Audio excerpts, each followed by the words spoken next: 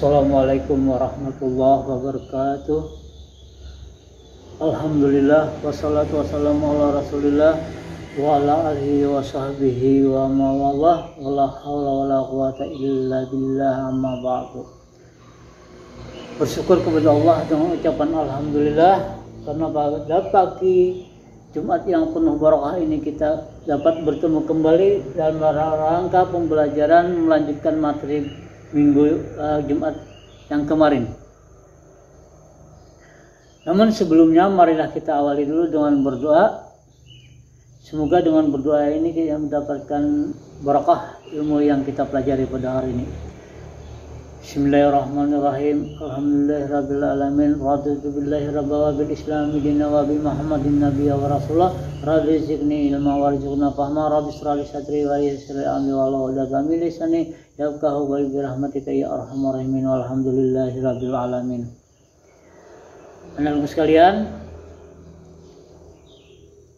tetap semangat kita mengikuti pelajaran pada pagi hari ini dengan tetap mematuhi apa yang dianjurkan pemerintah dalam suasana pandemi yang belum berakhir ini.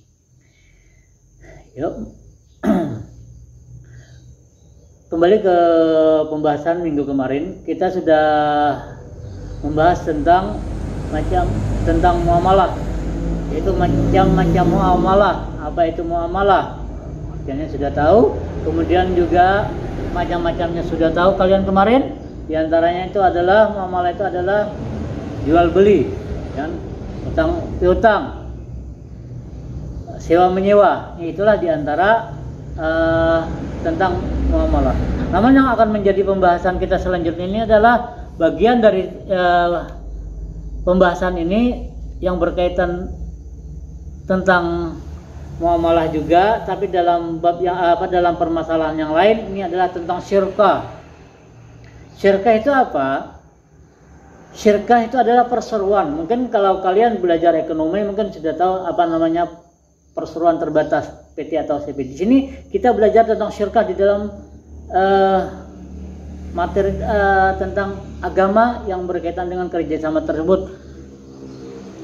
Secara bahasa kata syirkah itu adalah mencampurkan dua bagian atau lebih sehingga tidak dapat lagi dibedakan antara bagian yang satu dengan bagian yang lain. Tapi menurut istilah syirkah adalah suatu akad yang dilakukan oleh dua atau lebih pihak yang bersepakat, dua atau lebih dari pihak yang bersepakat untuk melakukan satu usaha dengan tujuan memperoleh keuntungan.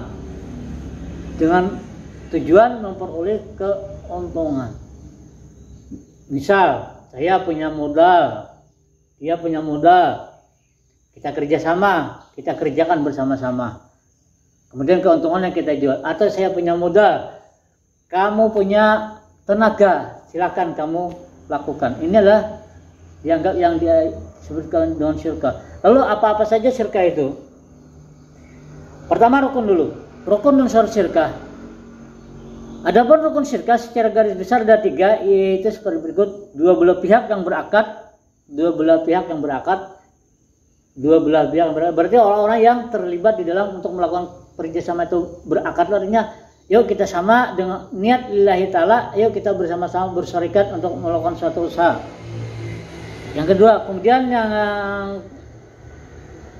yang pertama ya, yang kedua objek akad yang disebut maqud alaih, mencakup pekerjaan atau modal. Nah, jadi orang yang melakukan kerjasama tadi, kemudian objeknya apa? Objek akadnya itu apa? Apakah itu dalam bentuk barang ataupun dalam bentuk yang lain, pekerjaan atau modal. Jadi yang akan dilakukan pekerjaan atau modal yang dilakukan akadnya. Yang ketiga adalah akad atau yang disebut juga dengan istilah sigat. Jadi yang tadi objek akad, yang sini akadnya, yang disebut dengan sigat. Adapun syarat akad yang berupa tasarruf, yaitu adanya aktivitas pengelolaan yang dilakukan kerjasama itu tadi.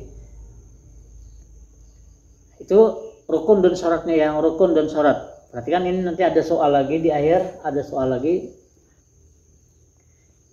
Kemudian macam-macam syirkah. Tadi A rukun syirkah, yang kedua A, B macam-macam syirkah. Yang pertama syirkah inan. Perhatikan syirkah inan. Syirkah inan adalah syirkah antara dua pihak atau lebih yang masing-masing memberi kontribusi kerja, amal, dan modal mal. Syirkah ini hukumnya boleh berdasarkan dalil sunnah dan ijma sahabat.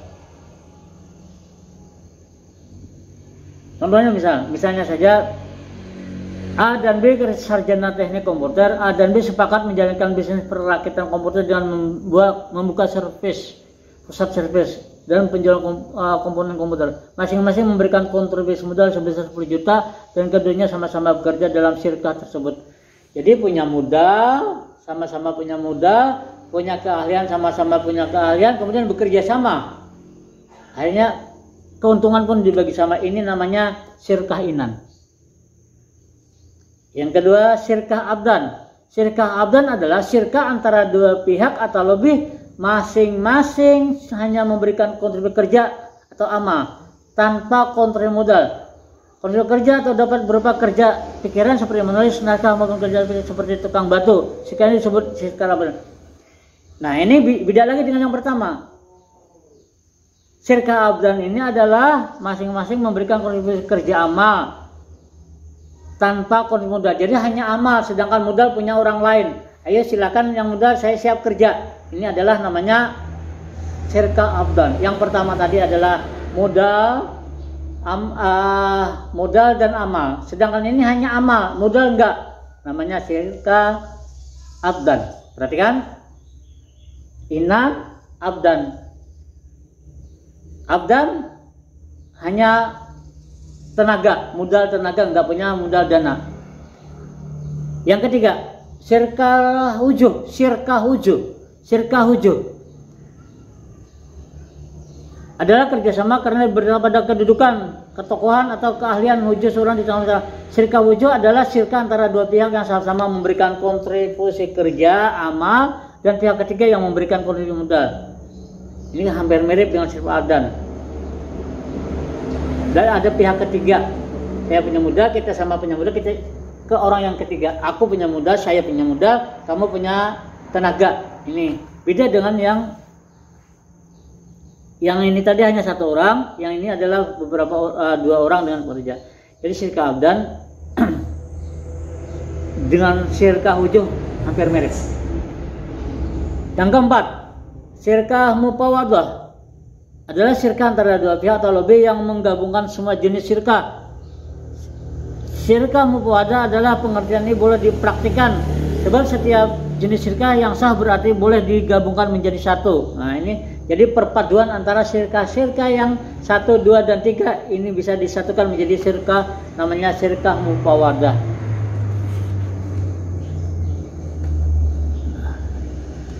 Terus ada lagi namanya mudarabah.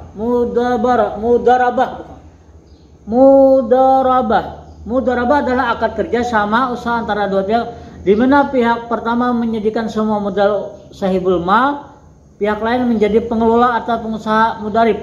Keuntungan usaha secara mudarabah dibagi menurut kesepakatan yang dituangkan dalam kontrak kerja. Namun apabila mengalami kerugian, ditanggung oleh pemilik modal selama kerugian tersebut bukan akibat kelalaian si pengelola. Seandainya kerugian ini diakibatkan karena kecurangan atau kelalaian si pengelola harus bertanggung jawab atas kerugian tersebut. Nah, ini adalah mudarabah. Jadi mudarabah itu adalah kerjasama antara pemilik modal dan yang mengelola. Apabila kerugian itu disebabkan bukan karena pengelola, bukan karena yang mengelola, tidak kesengajaan, maka itu adalah namanya mudarabah.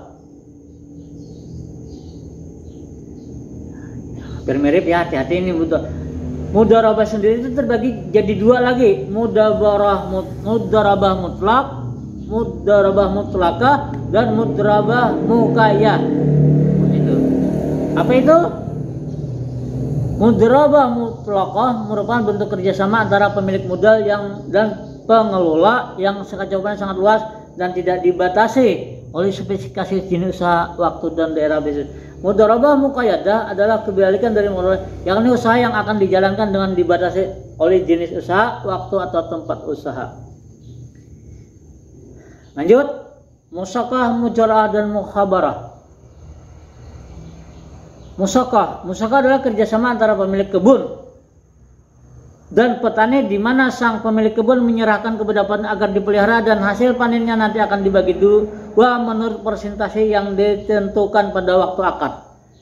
Nah ini kita yang banyak kejadian di tengah-tengah masyarakat kita, itulah tentang kerjasama yang punya lahan dan penggarap, pemilik kebun dan petani. Yang pertama adalah musaqah, namanya dibagi dua menurut peserta yang ditentukan pada waktu akad.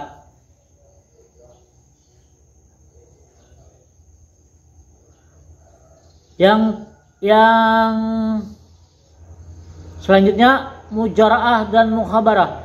Mujara'ah adalah kerjasama dalam bidang pertanian antara pemilik lahan dan petani penggarap, di mana benih tanamannya berasal dari petani. Nah, jadi mujara'ah adalah kerjasama dalam bidang pertanian antara pemilik lahan dan petani penggarap, di mana benih tanamannya berasal dari petani, sedangkan yang punya lahan hanya punya lahan doang. Nah, ya, perhatikan mujara'ah. Sedangkan mukhabarah ialah kerjasama dalam bidang pertanian antara pemilik lahan dan petani penggarap, di mana benihnya berasal dari pemilik lahan. Perhatikan, mujara'ah bibitnya dari petani, sedangkan mukhabarah adalah dari yang punya lahan.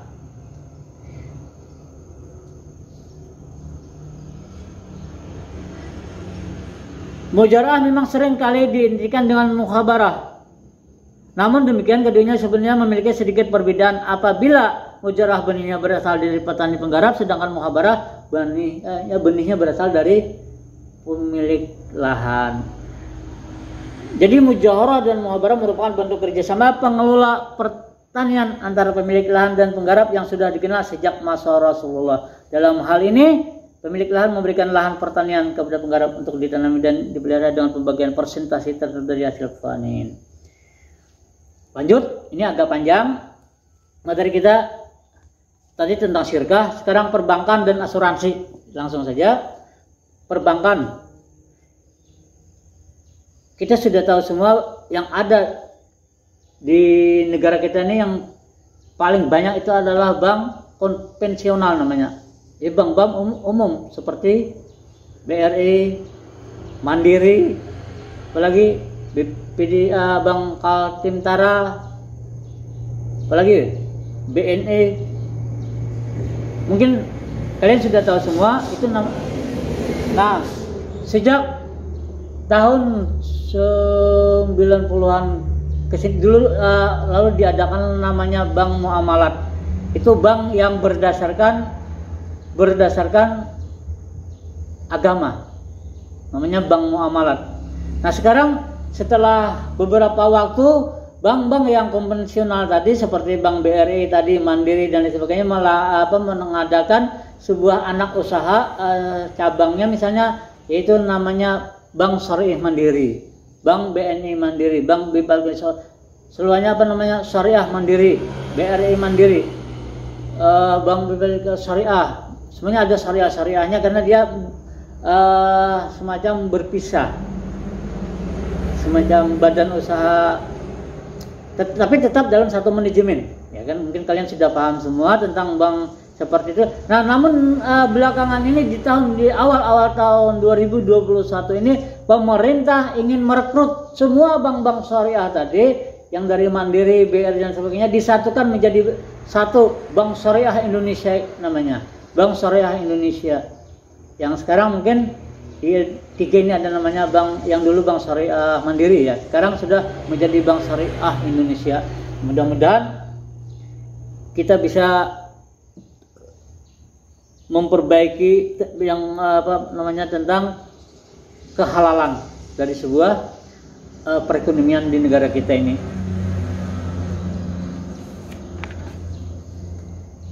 Bank konvensional ialah bank yang fungsi utamanya menghimpun dana untuk disalurkan kepada yang memerlukan, baik perorangan maupun badan usaha guna mengembangkan usahanya dengan menggunakan sistem bunga. Nah, jadi yang membedakan antara bank syariah dan bank muamalah, bank syariah itu adalah dari bunga. Lalu bank Islam itu bagaimana? Bank Islam atau bank syariah ialah bank yang menjalankan operasinya menurut syariat Islam. Istilah bunga yang ada pada bank konvensional tidak ada dalam bank Islam. Bank syariah menggunakan beberapa cara yang bersih dari riba, misalnya mudarabah, musyarakah, wadiah, qardul ihsan. Murabah yaitu istilah dalam fikih Islam yang menggambar suatu jenis penjualan di mana pihak sepakat dengan pembeli untuk menyalurkan suatu produk. Nah, jadi dari perbedaan ini maka kita bisa menyimpulkan bahwa perbedaan antara bank konvensional dan bank syariah adalah dari keuntungan yang didapat. Yang konvensional ada berdasarkan bunga, sedangkan bank syariah atau bank Islam itu adalah dengan istilah bagi hasil. Nah, itu namanya bagi hasil. Bahkan juga kalau kita minjam, jadi bagi hasil kita berapa, ataupun kita juga bank yang minjam uang kita nyimpan, akan diusahakan dengan akad dan akan mendapatkan bagi untung. Itu adalah tentang perbankan. Kalian bisa baca sendiri nanti di tentang bank ini di bukunya di halaman 156. Kita lanjut asuransi. Prinsip-prinsip asuransi. Nah, sekarang kita sering marak di tengah-tengah masyarakat, banyak sekali berkeliaran asuransi yang sangat mengecewakan. Bahkan yang baru-baru itu tadi tidak perlu saya sebutkan di sini, tapi banyak orang yang mengeluh karena menimbulkan suatu kekecewaan yang sangat fatal. Karena ketika diklaim susah untuk mencairkannya. Nah, beda dengan istilah yang ada di dalam asuransi dari nilai-nilai agama. Asuransi syariah namanya. Asuransi dalam Islam asuransi merupakan bagian dari muamalah. Kaitan dengan dasar hukum asuransi menurut fikih Islam adalah boleh ya, dengan suatu ketentuan produk asuransi tersebut sesuai dengan ketentuan hukum Islam. Pada umumnya para ulama berpendapat asuransi yang berdasarkan syariah dibolehkan dan asuransi konvensional hukumnya haram. Asuransi dalam ajaran Islam merupakan satu upaya seorang muslim yang didasarkan nilai tauhid. Setiap manusia menyadari bahwa sesungguhnya setiap jiwa tidak memiliki daya apapun ketika menerima musibah dari Allah.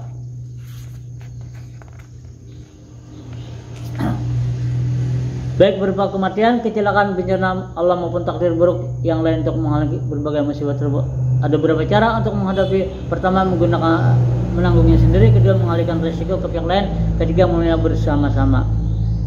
Itulah tentang asuransi. Lalu perbedaan asuransi syariah dan asuransi konvensional tetap mempunyai perbedaan sangat jelas. Mungkin itu saja sebagai akhir dari pembelajaran di bab ini, dan minggu ini kalian akan saya berikan tugas untuk memberikan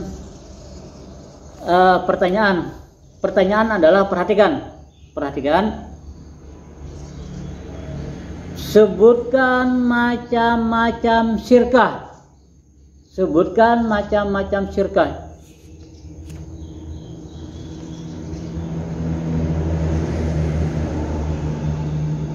Nomor dua,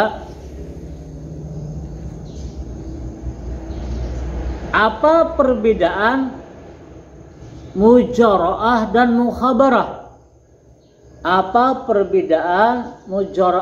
mukhabarah? Ketiga,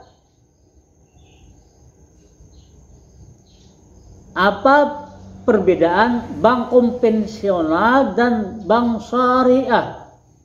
Jadi 3 saja jawabannya, ini gampang, sudah saya jelaskan, kalian tinggal membaca. Insya Allah kita bertemu kembali 2 pekan ke depan, karena apa? Insya Allah tanggal 15 kakak kalian melakukan ujian sekolah. Marilah kita tutup dan berdoa, tetap semangat di malam ini dan berdoa mudah-mudahan apa yang kita kerjakan pada hari ini mendapatkan berkah dari Allah. Wassalamualaikum warahmatullahi wabarakatuh.